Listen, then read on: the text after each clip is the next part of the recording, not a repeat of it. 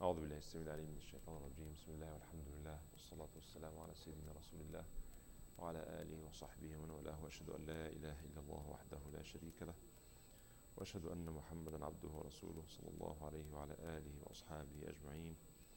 ثم أما بعد. I'll start with some questions that have already come. Is it an email?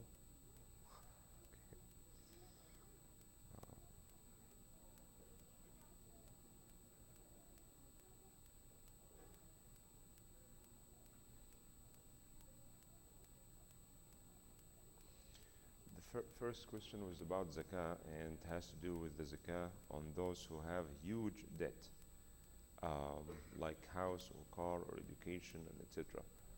Can they pay zakah, or they should pay zakah?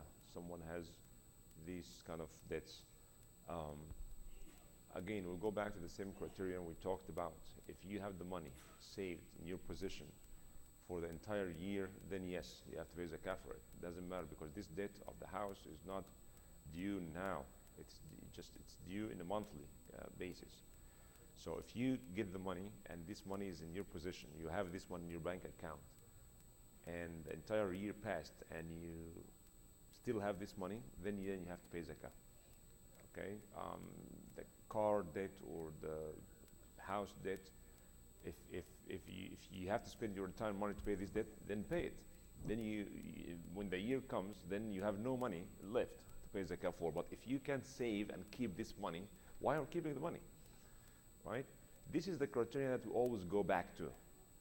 Zakah is due on the money that you own and you have and stays with you for the entire year.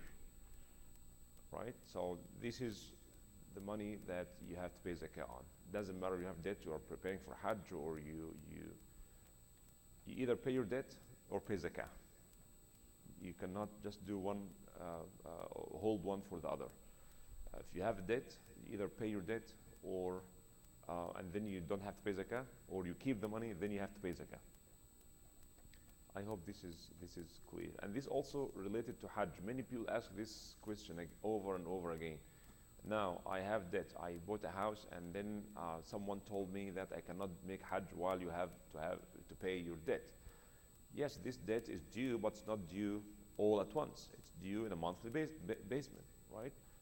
In the monthly base. Can you turn off this?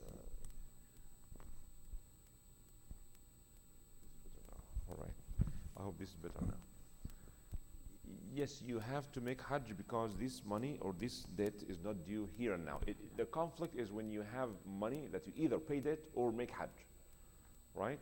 So you owe someone $10,000, and you have this $10,000, and this money is due now, right? So you either pay this debt off or go for Hajj, right? So in this case, yes, you have to pay this debt, and you don't have to go for Hajj because you cannot go for Hajj. But if you have 30 years payments, then no one of us will go for Hajj then, because you are either have to pay for the house or for the car or for education. So this is the only time when there's a conflict between the debt that has to be paid immediately and making Hajj. But if you are keeping this money with you, and it's due in 15 years, then you must make Hajj when you have the means to make Hajj. Is this point clear? Allahu A'lam. Right. The zakah on the 401k. We talked about this before. The bottom line here is that you pay zakah for 401k only when you get the money. When the payment, then you pay for 1 year only when you have access to this, when you withdraw this money. What if someone withdrew the money and he had to pay penalty in the middle of the term? Then again, you have to pay for 1 year, one time only, 2.5% when you get the money, right? So if you wait until the term is over and you get the entire money without penalty, then you pay one time 2.5%. Even if you have to take this money in the middle of the term with penalty, then you exclude the penalty, and whatever money you got, then you pay 2.5% one time only. for it. And the third was about arranging the rows during mandatory prayer. Some people stand spreading their feet, making them too far apart. That's very inappropriate. I mean, why? I mean, we pray as the Prophet ﷺ prayed. He said, "Sallu kama ra'aytumuni usalli." Pray as you have seen me pray. Right? So, and the Sahaba, they reported almost every action of the Prophet, how he stand, how he put his hand, how he make ruku' and sujood. But they never said that he ﷺ used to spread his feet like this. I know some people do this with good intention, perhaps, that they want to close the gaps, because also it's sunnah not to leave the gaps, feet to feet, like this. And sometimes we stand further from each other like that and leave a gap. And if you collect these gaps, it can accommodate 3 or 4 people in one row. And many people complain about this. Again, this is because in the American culture, people don't touch each other. You have to give a lot of space. Unlike in Europe, for those of you who lived in Europe, that's not the case. Homes are connected to one another, and people, hit with the shoulder, and that's okay. That's normal. So, Rasulullah said, "Tamassu wa tarahamu." When the masjid of the Prophet was very small, and the hypocrites don't like to sit next to the believers because they just want to have their own comfortable place, and they don't want anybody to come near them. And they say, these Sahaba, they smell bad, and why should I go and squeeze myself? And So Rasulullah ﷺ said, "Tamassu wa tarahamu." When you come and sit in the masjid is crowded, show mercy to one another. It's okay to touch the knee of your brother, and when you stand in prayer, don't leave any gap. And that's how Muslims should stand. There should be no gaps between Muslims in prayer or out of the prayer. Leave this gap, just come together and stand. But this does not also mean that you should spread your feet to close these gaps. The Imam reminds people, and we kindly remind each other, brother, move, let's close this gap. So spreading your legs in prayer is not appropriate, because this is against the sunnah of the Prophet. Leaving the gap is also not appropriate, not correct. We should stand normally and close these gaps by just moving and being humble to one another in prayer. All right, these are the written questions I got. So if you have any other questions, yes.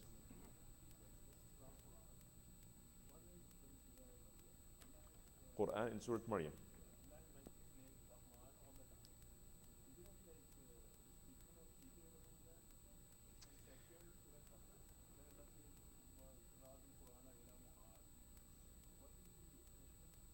Okay.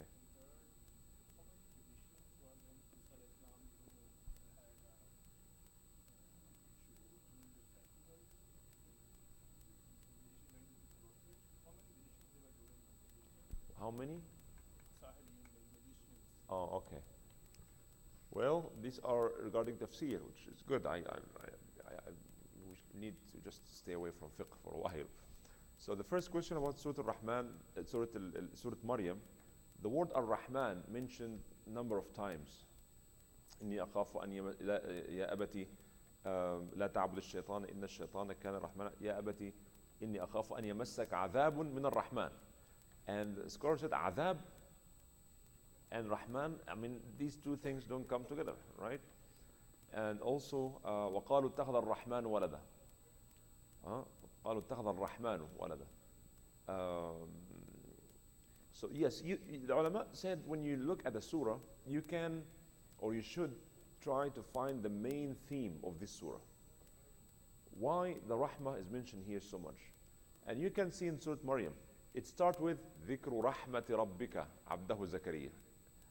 You can see the rahmah as a main theme in the entire surah. Rahmah of Allah of Zakaria, when he was growing very old and he prayed to Allah to have a son because he's dying and he needs someone to lead Bani Israel. That's rahmah. He's very old and his wife have never been able to give birth before. But now by the rahmah of Allah, it makes these things happen. Yes.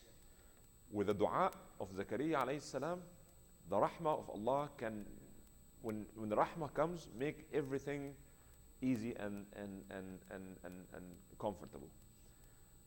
So Zakaria alayhi salam almost lost hope, but he prayed to Allah, and Allah, out of His mercy, gave him a son. And similarly, when Maryam, the story after, said, how can I have a son when no man has ever touched me? قالوا كذلك قال ربك هو علي ولنجعله آية للناس ورحمة منا. Isa is rahmah, was sent as rahmah. So the rahmah of Yahya given to Zakaria, and the rahmah of Zakaria, of Isa given to Maryam, right? And you can see this is rahmah. نجعله آية للناس ورحمة منا, because he was healing the people. He was explaining the book. He was correcting the mistakes of Bani Israel when they messed up the word of Allah, the Old Testament. He was giving bushra of Muhammad. So he's rahmah. Isa alayhi salam was rahmah. Yahya alayhi salam was rahmah to Bani Israel, to guide them and to lead them. He was killed by the Israelis, like his father, Zakaria. Both of them were killed, slaughtered like sheep. Among so many other prophets were killed by them. And they claim that they killed Isa alayhi salam, and they believe they did, but Quran says they did not.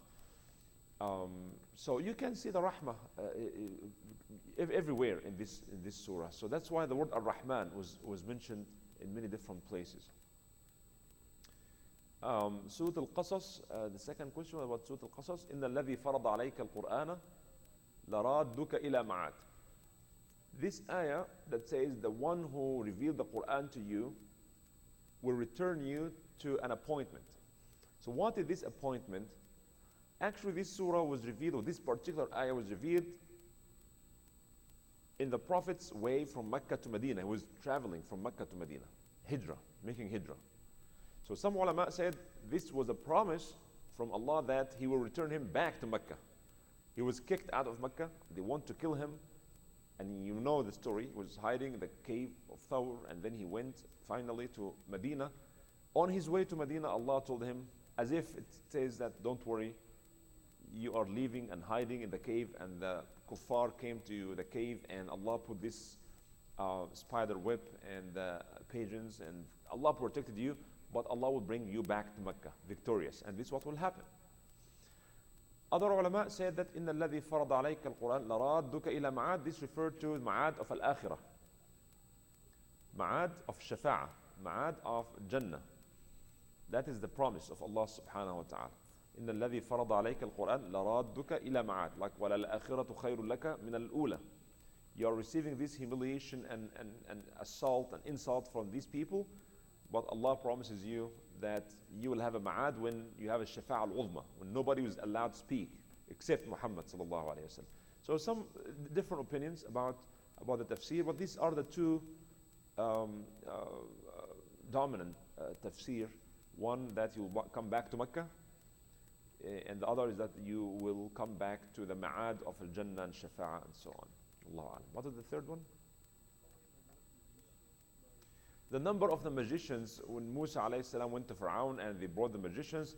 Again, there's no there are some different opinions. Imam Ibn Kathir in his tafsir mentioned that there were 700, and some said even thousands. There were thousands of them. So some say hundreds, others said not even thousands. We don't know the exact number, but I mean, if you have 100 magicians, enough. I mean, imagine if you have 100 and everyone has sticks and ropes and they throw, but some say there were even thousands. And they were the experts, the top experts. And you have hundreds or thousands of snakes around you. Musa was scared. Imagine if the entire masjid here is full of snakes. So it is amazing. Al-Quran did not say the number, but again, some narrations say that there were hundreds, others said there were thousands. But the number is not important. The important thing is the fact that every dictator surrounds himself with magicians. And these magicians in the time of Fir'aun were magicians that turned things from its reality into something else. The magicians of today are the media. Every dictator surrounds himself with media that turn things upside down. You know, they show you something that's not real. That's what magicians do, right? And some dictators surround themselves with muftis. And these muftis, the corrupt muftis, are the magicians. Every Muslim dictator has a bunch of ulama around him. Oh, that's good. That's okay. That's good. That's permissible. Like the coup, no, not the coup, the aggression now against Qatar. I don't want to get into politics, but what really bothers me so much when the Saudi and Emirates and Bahrain decided to boycott Qatar and actually disallow food to go to them. Can you imagine? No food, no fly zone. Nobody's allowed to go there. Nobody's allowed to come in if you are Qatari. You're not doing this with Israel. You're not doing this with Iran, that is claimed to be your. And you're doing this with people in Qatar. And what bothers me is some ulama in Al-Azhar said, yes, that's halal, that's okay. It's okay, what's okay? What? In Ramadan, you're doing this to your brothers. And the Saudi scholars, all Saudi scholars, said, yes, that's a wise thing. There's interest, there's benefit for the Qatari people in this decision. That's a wise decision. What's so wise about this? What's so wise about this? You want people to be hungry, not to find food? I mean, yes, you can have diplomatic decision or make a statement. You can withdraw your ambassador, but not allow food to come to people there? 2.5 million people? Like Israelis are doing this to Muslims in Gaza, and you are doing this to Muslims in Qatar? And the ulama says, yes, that's halal, that's okay, that's fine. Imam Sudais says that. And the Grand Mufti of Saudi Arabia and prominent scholars of Al-Azhar, they said, yes, that's a wise thing. Have we finished all our problems? Our first Qibla, the third Haram, is occupied. Nobody cares. Israel is our friend. It's sad. All right, let's go to the next question. I don't want to get deep into this. Yes? I'm sorry, I'm back to the fifth question. If you lend money to a family member and you're expecting money, you don't know them, you still have to pay zakat on that. The ulama talked about this. If you give someone money, lend money to someone, they said if this person is trustworthy, not denying that he hasn't done, and he is not very poor. In other words, someone can take money to start business. So if this business is going okay and you are expecting him to pay him off, then it's considered your money saved with him. But if the person is so poor, is going from the situation, getting from bad to worse, or he denies, said, no, I didn't take anything from you. In this case, it is unlikely you'll get this money back. Then you don't pay zakah on this. Allah Alam. Yes? Excuse me? How long? How early? Imam Shafi'i said the first day of Ramadan. Others said any time in Ramadan. Others said no, only 2 days before Fitrah, the day. But again, keep in mind, we are living in a very complex society. It's not as simple as it was in Medina or Mecca in the time of the Prophet ﷺ. When you go and you know that poor people in your neighborhood, you go and give them the food. See, this is how fiqh evolves. Fiqh is very dynamic. It looks at the objectives. So in the old days, Rasulullah said, give them either date, wheat, or raisin, or some of these food that people used to eat at that time. Some ulama said then you have to give food, you cannot give money. Imam Abu Hanifa said, well, the point is that people at that time, food was not available as it's available now. So people needed food. So it's zakat al-fitr to give food. But now, Imam Abu Hanifa was living in Baghdad, was a more complex society. He said, well, if you give them money, the qima, the value of this food, That will do, because maybe they need to buy clothes to their children. Maybe they want to buy medicine. They have enough food, but they don't. So give them the money and let them buy whatever they need. If they need food, they can buy food. If they need medicine, they can buy medicine. If they need clothes, they can buy clothes. And Abu Hanifa was right on this. Imam Abu Hanifa, rahmatullah alayhi, is the only one who said that you can give the value of what the Prophet described. And we have seen this. It's difficult for you to buy food and give them food, and it's difficult for the receiver, because if everybody gives him food, then his house will be full of food, and he needs something else. Then he has to go and sell this food and get money and go and buy whatever he needs. So Abu Hanifa was muwaffaq yani, at this point, and the vast majority of Muslims in the world now, even non-Hanafis, are doing that, are giving money, because money, it's easier. You give him money, and he goes and buy whatever he wants. All right? So if you know someone in your local community that deserves the money, give it to him 1 or 2 days before Eid. If you know that someone was far away and to send him the money to take a week or 2, then send it to them earlier. Allahu A'lam. All right? Imam Abu Hanifa also, what's unique about Imam Abu Hanifa in Zakat al-Fitr, he's the only one who said that you can't give Zakat al-Fitr to a non-Muslim. If you have Christians or Jews or Sabites or Sabi'in, you can give them money. Zakat al-Mal only to be given to Muslims. I have said this 100 times. Yes, there are plenty of good organizations doing good job, but Zakat al-Mal goes only to Muslims. Taken from Muslims, given to Muslims. I'm not suggesting we should not give non-Muslim. No way. When there's a crisis there, we give non-Muslim, but not from our zakat. But Imam Abu Hanifa is the only one who said that you can give zakat to your neighbor. If your neighbor is not Muslim, but he's poor, give them. Right? Allahu A'lam. Mm-hmm.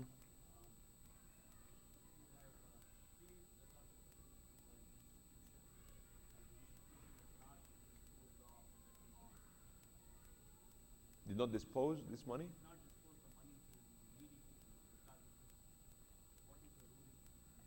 Well, this is the responsibility of the committee that collects zakah to give it to them. But what happens is, most of the zakah committee, this is what they do.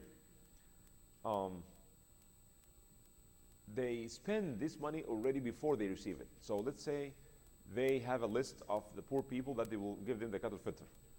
So let's say the total amount will be given to these families like $5,000. So they go ahead and they pay $5,000, and then they collect whatever money comes, it goes for this money. So they pay it off already before they receive it. But if they collected the money, let's say they collect the money like 2 days before Ramadan, and they went to or send a check to a family, and this check went after Eid.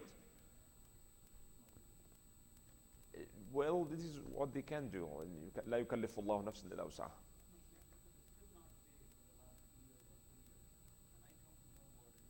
Really?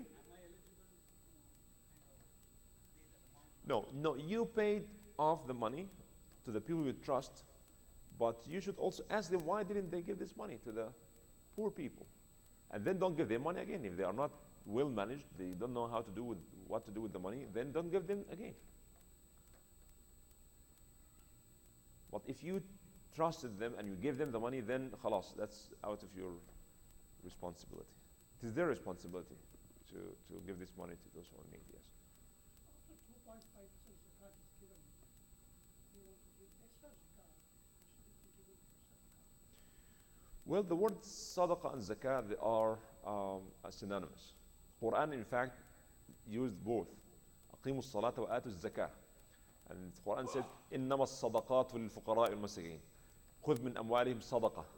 So sadaqah is zakah and zakah is sadaqah. But from fiqh perspective, there is obligatory zakah or sadaqah, and there is voluntarily sadaqah or zakah. The 2.5% is ma'loom, it's haqq ma'loom, like salah. You pray dhuhr, you can pray nafl before and after, and if you don't want to pray them, you can. So if you do the 0.5%, then this is the fard. The nafl, we call it zakah or sadaqah. The name does not make any difference, but the intention is the important thing. So after paying 2.5%, if you give 5% as zakah, inshallah, Allah will accept and will give you more. Okay, so whether it is zakah or sadaqah, is nafl or the fard is 2.5%. Whatever you pay extra, you'll be rewarded for it, inshallah. So the question arises is, the zakat money can be used by people who are in the non-Muslim. That's right. That's right. Sadaqah can be given to non-Muslims, but zakah, the obligatory zakah, the 2.5% is barely enough for Muslims. Not even enough nowadays for Muslims. But you can give sadaqah for non-Muslims. Yes. So in the calculation that we see, when you offer that we see, that we use in the literature, they say your 401k or stock investment, when the money is not in your hand, it's somebody's investment, the zakat is due. This is another opinion. One opinion says it is your money, then you have to pay zakah every year. Money at hand. No, even if you cannot have, if you have no access to it. Some opinions say that. It is your money still, and then you have to pay every year. But the opinion I mentioned in the beginning is, wallahu alam, what I believe is the right one, that you pay it only when you receive the money. Now. Or if you're going to borrow money to give to zakat. Huh? Nowadays, 401k is such a huge amount, then you have to borrow money. No, no, no, no, no. You don't borrow money to make hajj, you don't borrow money to make zakah, because if you have no access to it, again, that's the one of the good points of the first opinion that I mentioned, that you pay only when you have it. Because if you don't have it, you have whatever you get from your retirement or social security or whatever, it's barely enough for you to live. Now you have to pay for the money that you don't have. Then you have to borrow money to pay your zakah. That's too much. Now, If you have an amount of money in a bank account and just use that because you can't have it at home, and there is interest in this, what do you do with the interest? what do you do with the interest in saving accounts? What you need to do is to calculate the interest and take it and give it. Give it, not as zakah, but just to get rid of this dirty money. It's dirty money. If the bank gives you 2%, let's say, interest, all right, you have to every year to calculate the extra money you get, and they tell you the interest. They tell you the amount of money. Take this money, let's just say $700, and give it to any Islamic school, any charitable organization, not with the intention of giving it as zakah or sadaqah, but rather at getting rid of this dirty money. All right? Going back to the question on the 401k without a jet ski, can't get, but you have stocks that, let's say you have to get. Stocks are different. That you pay on that, non-retirement. Yes, for the stocks, again, we talked about this in details before, but now the bottom line here is that the money you invest, let's say you buy like this mutual fund thing, and you're investing money. So some ulama again said you pay only for the profits that comes from the investment. Let's say you put $10,000 in the mutual fund, and every year they said, okay, you get 7% profits. So you pay only on the extra money that comes, not on the 10,000 themselves. This is one opinion. The other opinion says no, you pay for everything because, again, this is your money. It's arud al-tijara. Some call it arud al-tijara, and then you pay only you pay for everything. These are the two opinions mentioned there. Yes?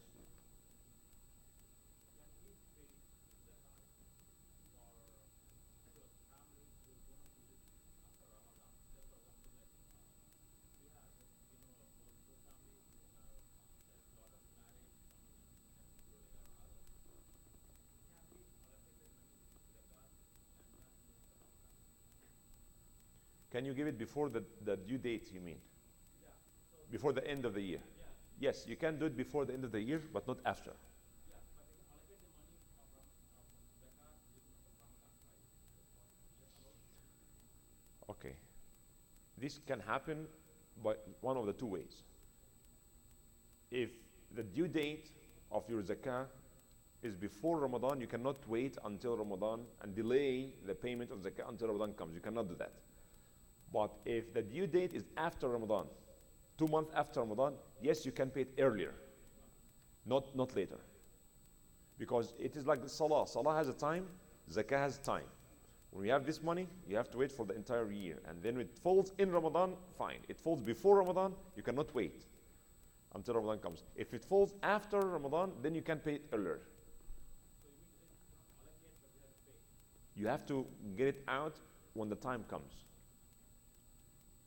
I don't know if I understood your question correctly.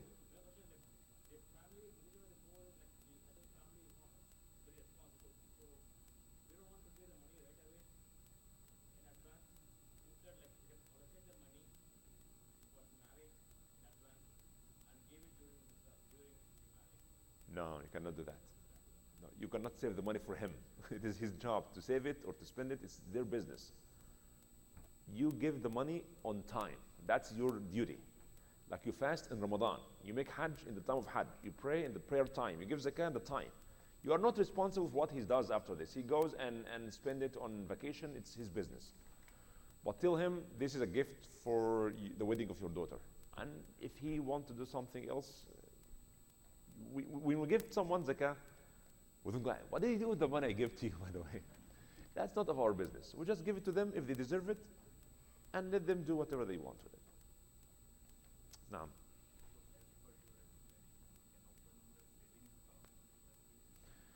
some ulama said this, you don't want even to open a saving account, just you go with the checking account, so you don't have to calculate and to get this money out and things. That's safe. Others said, no, why would the bank take this money? You take it and give it to someone who deserve it. Again, not as sadaqah or as zakah, but just to get rid of this dirty money. So either way, you follow one of the two opinions. Yes? Why are you sitting so far away?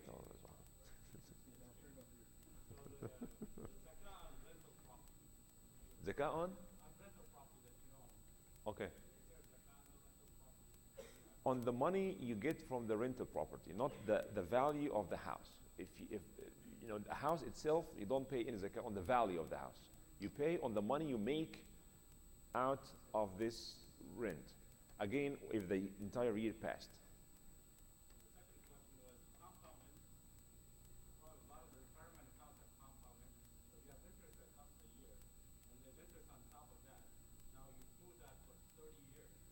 I don't understand. Say it again. So a lot of retirement savings. Retirement savings, okay. Have compound interest. So there's interest on interest that comes on for 30 years. So by the time the money is distributed out, there is a lot of an investment in terms of big amount Okay. on the retirement account. Everybody's investing in those retirement accounts. So now there's an account for everything. There's a health savings account. There's a college savings account. So people are doing a lot of these accounts, so there's a compound interest on each account. So the money's doubling. It's pivotal. When people pull out that money, that amount is a lot more than what they actually were putting in. That's why some ulama actually don't like 401k because it involves interest, actually. This is something also worthy mentioning, that before you buy any of these retirement plans, you need to ask about whether it's halal to do it or not, because it involves interest. This is number one. Number two, your question is about Compound interest, what do you do with it? Because somebody can have this account, 30 years from now, there's interest on interest.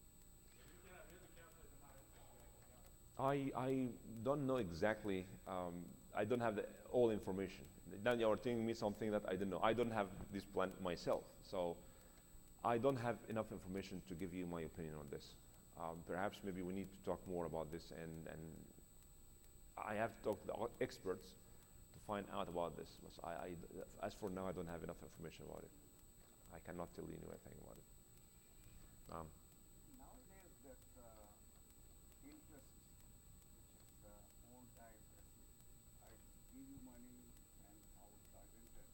Nowadays, all these banks, they take your money and they invest it, and the profit of that they give you as an interest. So there's a fine line as you can consider the profit of your to deposit it because they take their your money and invest it and give the profit in terms of they call it interest. In Pakistan they call it profit. It's the same thing. Over there ulama said baptizes, okay, yeah, that's right. That's called profit. So this very confusing issue nowadays. Interest. In old time interest was life was simple. I give you money, I will charge you for 10% on it. And what do I do? But here the banks are there, multi-billion, they spend money, they don't give. I give money to bank and they don't lend somebody, they invest those money. But again, they invest this. How do they invest this money? Banks don't invest in properties. Banks invest in money. This is the problem. Yeah. So what they do, if you are what you're saying, I understand what you're saying. That they are taking our money, the banks, and they are investing it, and then they give us share the profit. How do they invest it? They give loan to someone else, and they charge him extra interest, and they take the difference and give it to you. So in other words, if he takes our money, bank, okay, and he give us 2%, he lend our money to someone else with 7%, and then he give us 2%, and he takes the 5% in between. So they are not investing in buying like clothes or computers and selling it and making profits. This is not what they do. They are investing in doing another interest, and bigger organizations, they take this money with interest and so on. So it's huge business. I know it's very complex, but what we care about here is the kind of contract we have. You have a contract with the bank. You have a contract with a credit card that says that you get this fixed amount of interest. That itself makes the whole contract invalid from Islamic perspective. That doesn't matter what he does. Yeah, and the same kind. That's the interest as you have fixed amount.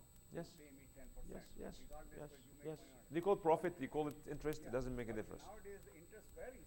The bank make money more, they will give you more. If the bank don't make more, they will give you less. So it's not interest then. It's No, value. I disagree. I disagree. It is okay. I'm just So okay, because I know I understand your point, because this debate is going on even in Muslim countries. Like in Egypt, for example, said this bank interest is not riba. Why it's not riba? It says like it's musharaka. What's musharaka? So if I collect $500 from every one of you, guys, I want to start a new business, and everyone give me $500, right? So I make, let's say, $10,000. I go and do business, import goods from China and sell them and make a lot of money. Then I give you profits based on the that's halal. That's what business is. This is business. The Rasulullah himself did this for Khadija money, right? People in Quraysh, they used to do this all the time. That's bay'ah, called bay'ah, buy and sell and sharing. But when I give you, or you give me a specific amount of money, and I give you a fixed amount of interest no matter what. If I lose the $10,000, all of them, you still have, I still owe you this amount of, that's haram. Why? Because it's basically, it's unethical. Because now think about it, the bank now sits like a king. He has a lot of money. He gives you loan to buy a house. All right, you bought the house, you took the loan. $200,000. You bought the house, and you paid for 10 years almost 50% of the value of the house. Now all of a sudden the economy goes down. The company you work in, closed. You are out. You lost your job, and then you lost your health insurance, and then you cannot pay the bank for the loan. And what happens in this case? You are out. The $100,000 you paid, forget about it. You don't get one penny out of them in the street. And they take the house from you. And they sell the house to someone else with the 50% remain. They call foreclosure. The bank does not lose. You lose everything, and the bank loses nothing. That's not fair. Islam says that's not fair. That someone sitting doing nothing, taking no risk, and guarantees his money and the interest, and someone taking 100% risk. That's not fair.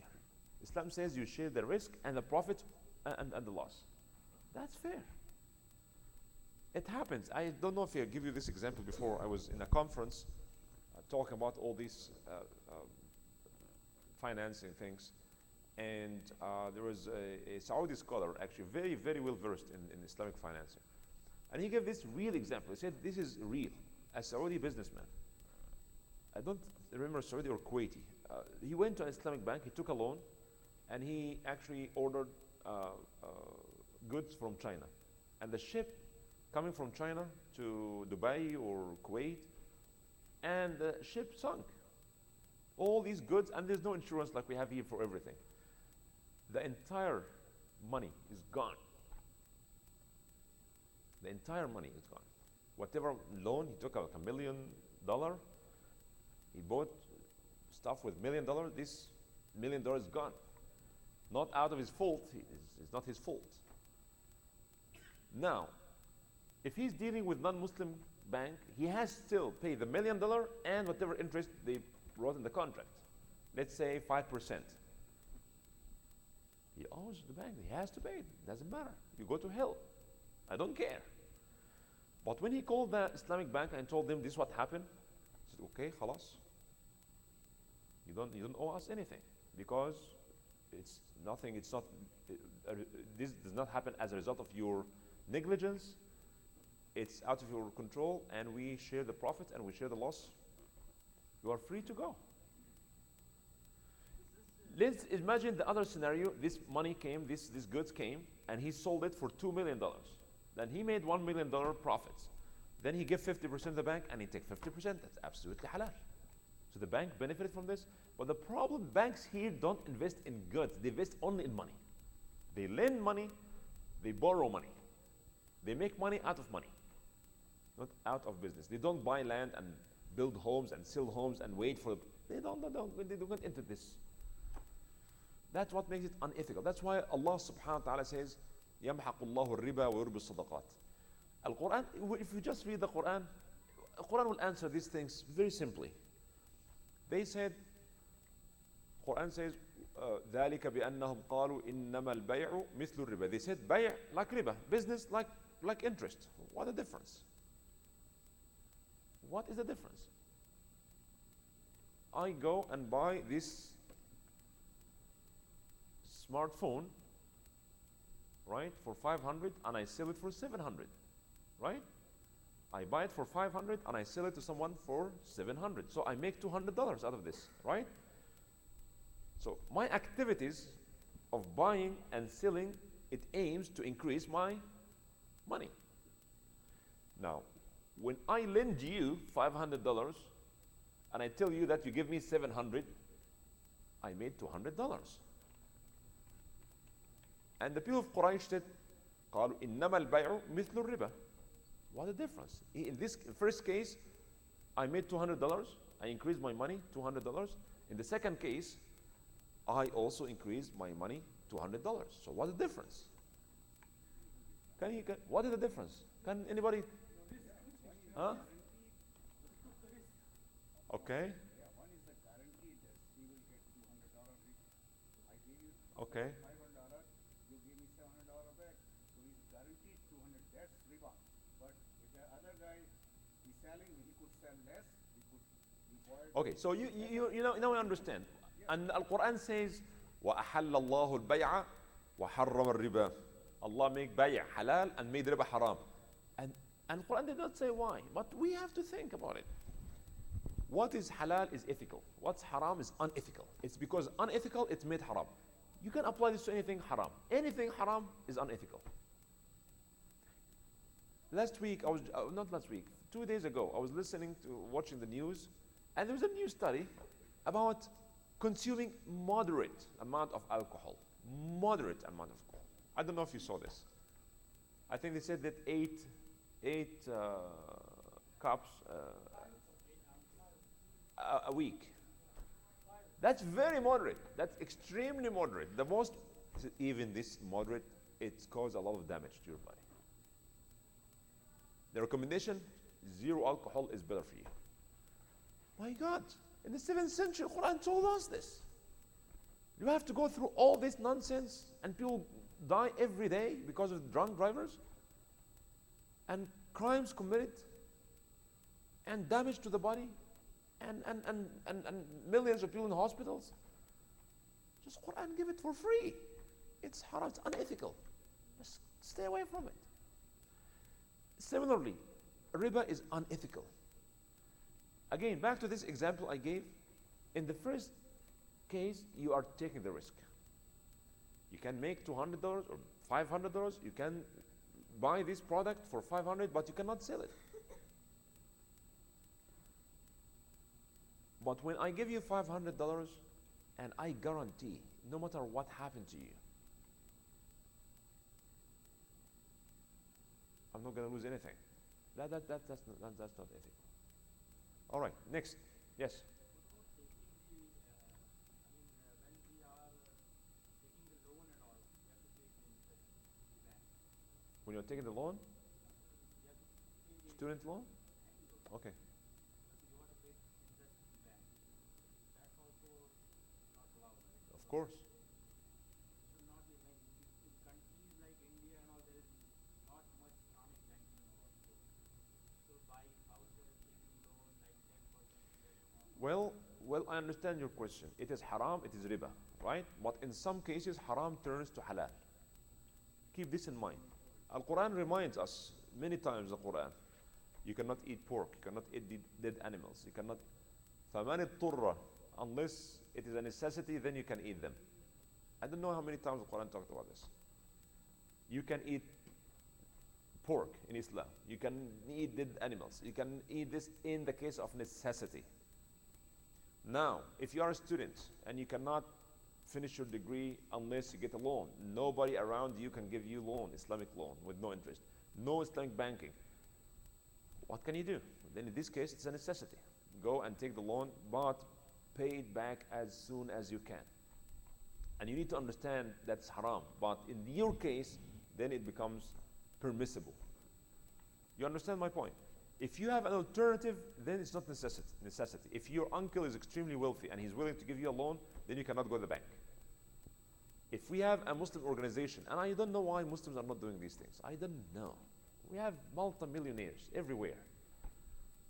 If we just have this organization that gives students loan to finish their medical school or whatever school they're in, and they pay it back with no interest. We can do this. We can do this, but we're not doing it. We're not doing it.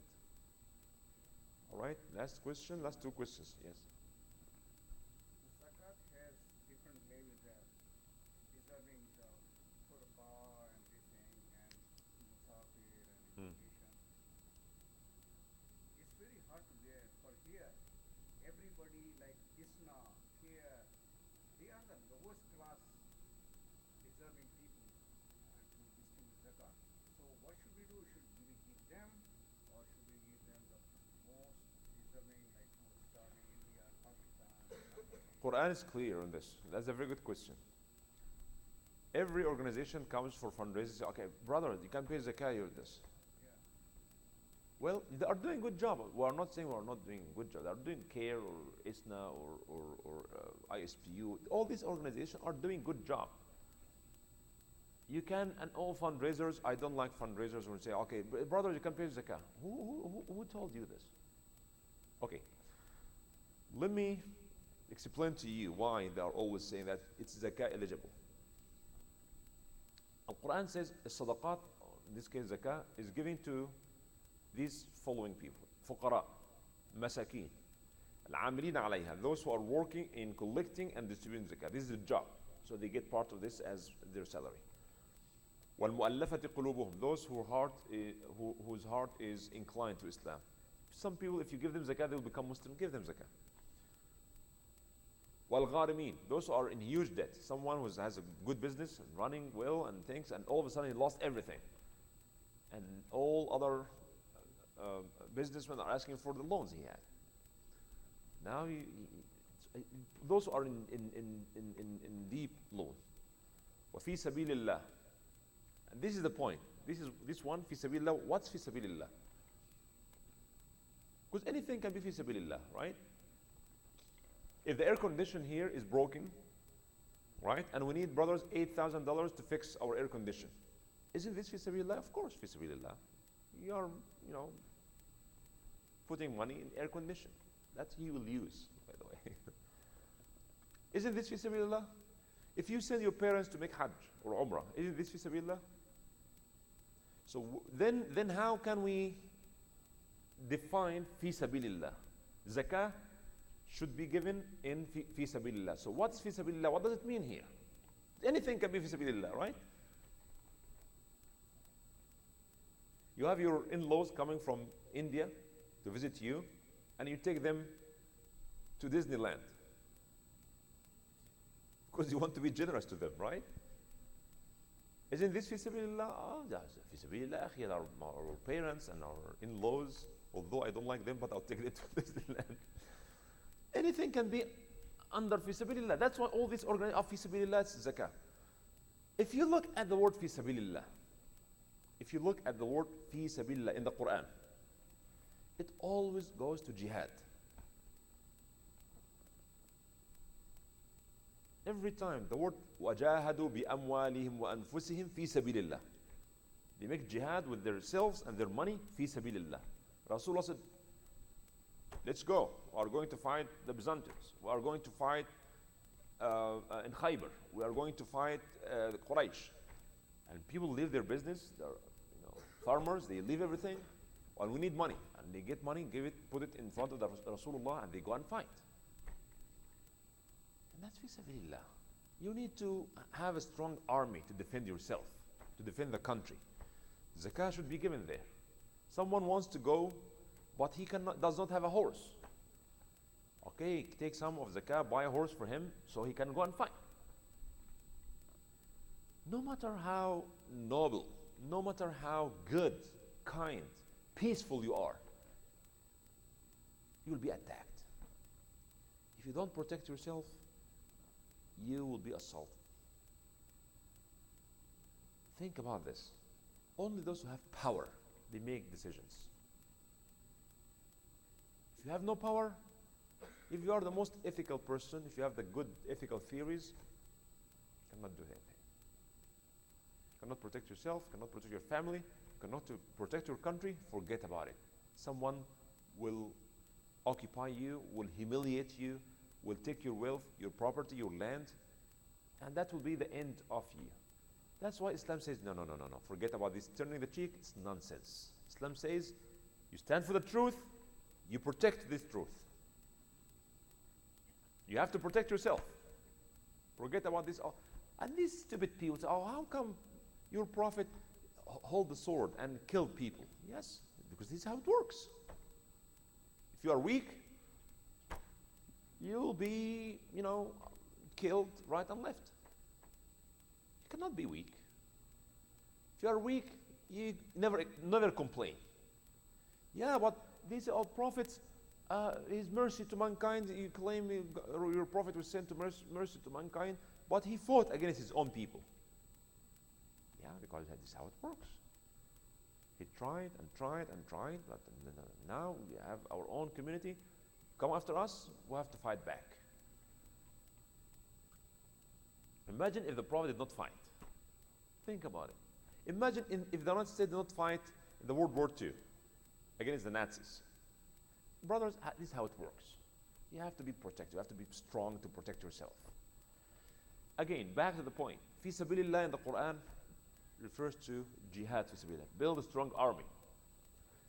Now this, okay, well, but now we are living in America. This jihad now is the jihad now is da'wah. Okay, I agree.